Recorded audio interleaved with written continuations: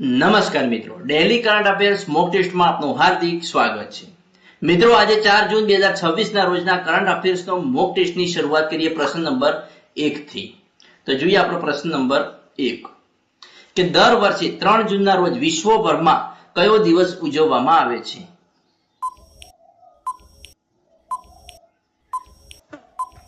તો આપણો જવાબ રહેશે ઓપ્શન બી, વિશ્વ બાઇસિકલ દિવસ ઉજવવામાં આવે છે। આ દિવસ શારીરિક સ્વાસ્થ્ય, પર્યાવરણની સુરક્ષા અને ટકાઉ પરિવહનને પ્રોત્સાહન આપવા માટે ઉજવવામાં આવે છે। જોઈએ પ્રશ્ન નંબર 2 કે તાજેતરમાં ડીઆરડીઓ અને ભારતીય વાયુસેના દ્વારા કઈ સ્વદેશી એન્ટી રેડિયેશન મિસાઇલનું સફળ પરીક્ષણ કરાયું?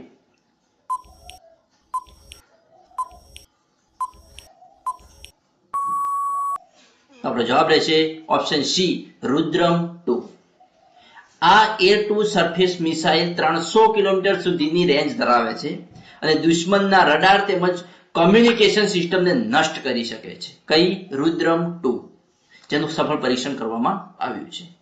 જોઈએ પ્રશ્ન નંબર 3 1 જૂન 2026 થી ભારત અને કયા દેશ વચ્ચેનો વ્યાપારિક કરાર સેપા સત્તાવાર રીતે અમલમાં આવ્યો?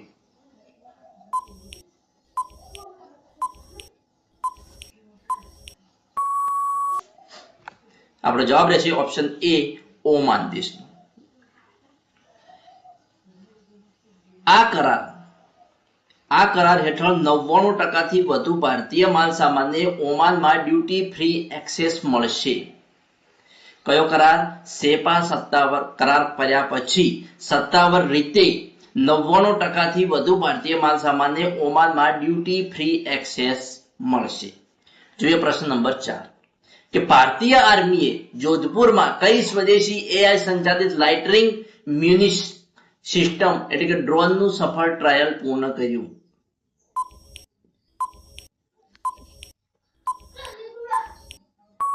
તો મિત્રો, આપણો જવાબ રહેશે ઓપ્શન બી, દિવ્યાસ્ત્ર માર્ક 1। આ આર્ટિફિશિયલ ઇન્ટેલિજન્સ આધારિત આત્મઘાતી ડ્રોન સિસ્ટમ છે જે દુશ્મનના ઠેકાણા શોધીને તેના પર સચોટ હુમલો કરે છે। જોઈએ આગળનો નેક્સ્ટ પ્રશ્ન કે કઈ રાજ્ય સરકારે તાજેતરમાં મૂંગા સિલ્ક ના ઉત્પાદનને પ્રોત્સાહન આપવા મિશન સ્નેહ જોરી શરૂ કર્યું છે?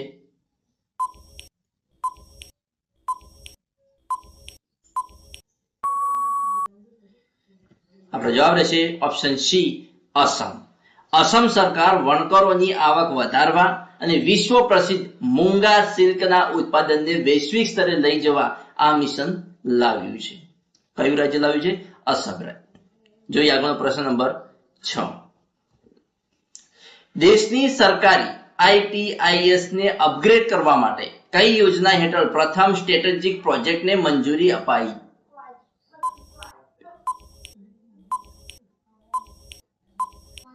આપણો જવાબ રહેશે ઓપ્શન એ, પીએમ સેતુ।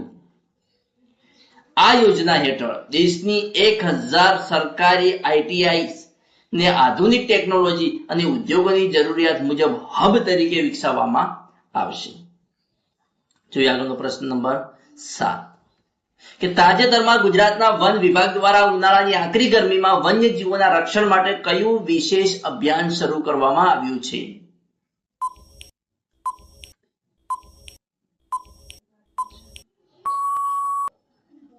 તો આપણો જવાબ રહેશે મિત્રો ઓપ્શન બી, જલ પરબ વન્યજીવ સપોર્ટ ઝુંબેશ શરૂ કરવામાં આવી છે।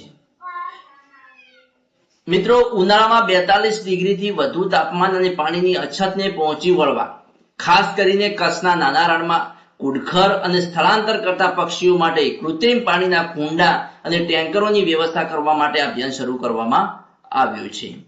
જોઈએ આગળનો નેક્સ્ટ પ્રશ્ન નંબર 8 કે આઈપીએલ 2026-19ની સિઝનમાં સતત સૌથી વધુ વખત 50 કે તેથી વધુ રન કરવાનો ઓલ ટાઈમ રેકોર્ડ ગુજરાત ટાઇટન્સના કયા ખેલાડીએ બરાબરી કર્યો છે?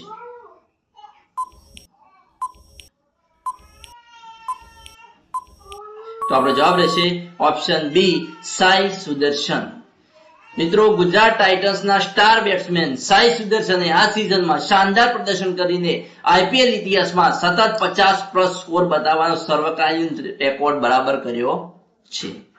જોઈએ પ્રશ્ન નંબર 9 કે શહેરી આયોજન અને જમીન સંપાદન માટે દેશભરમાં આદર્શ બનેલું ગુજરાત ટાઉન પ્લાનિંગ સ્કીમ એટલે કે ટીપીએસ મોડેલ કયા કાયદા હેઠળ કાર્યરત છે?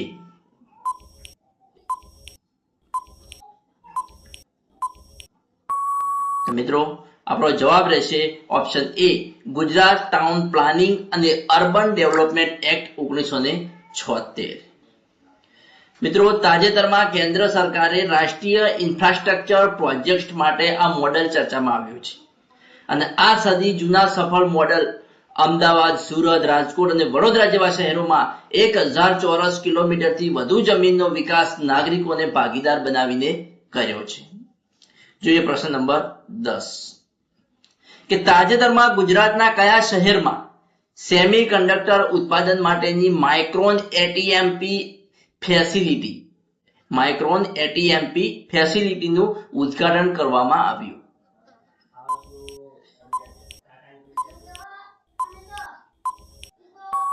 તો આપણો જવાબ રહેશે મિત્રો ઓપ્શન બી, સાણંદ.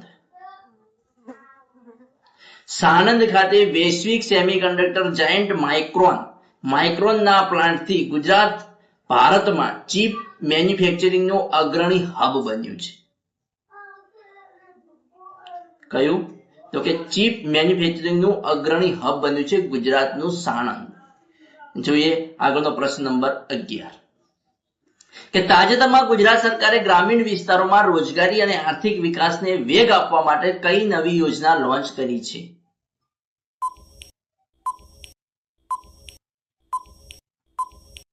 મિત્રો, આપણો જવાબ રહેશે ઓપ્શન એ, મુખ્યમંત્રી ગ્રામોત્થાન યોજના.